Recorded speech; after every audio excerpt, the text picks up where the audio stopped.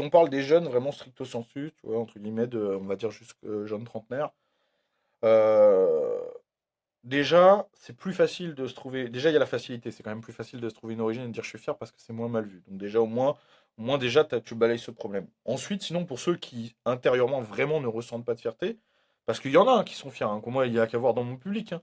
J'ai pris 55 000 abonnés en 3 mois qu'avec des mecs qui sont fiers d'être français. Donc, et ce vivier existe. J'ai plein de jeunes de 18 ans qui m'écrivent tous les jours en disant ça fait du bien et tout, tu vois. Donc, ils existent. Pas parce qu'on les entend pas que ces gens-là n'existent pas. Mais c'est le storytelling, en fait. En fait, il y a des gens, ils sont pas fiers d'être français parce qu'ils savent pas ce que c'est que d'être français. Et ça, c'est la grande majorité. Des jeunes, des mecs de moins de 30 ans, on va dire, que ce soit des 2000 ou même des mecs des années 90, la plupart des mecs ne savent pas ce que c'est qu'être français. Quand tu leur racontes pour de vrai l'histoire de France ou que tu leur dis être français, c'est ci, c'est ça, il y en a même, ils ne croient pas. Ouais, mais non, t'exagères. Non, j'exagère pas, frère. Même je minimise, tu vois. Parce qu'en vrai, il faudrait que je sois en train de faire des grands sketchs si je voulais vraiment t'expliquer ce que c'est, tu vois. Parce que l'histoire de France, c'est genre juste l'histoire la plus incroyable du monde. Ça pète dans tous les sens. T'as que des mecs incroyables, t'as que des faits d'armes incroyables.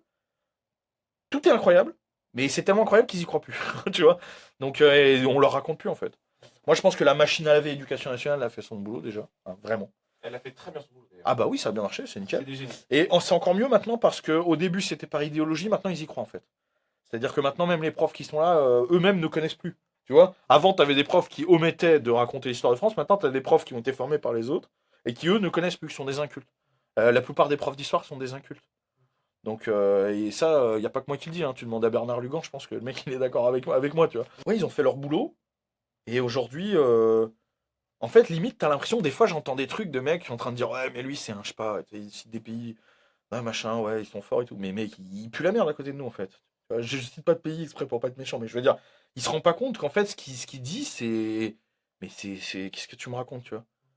Le mec, c'est Ferrari, et il dit, ah, quand même, BM, ça pète. T'es Ferrari, fils de pute.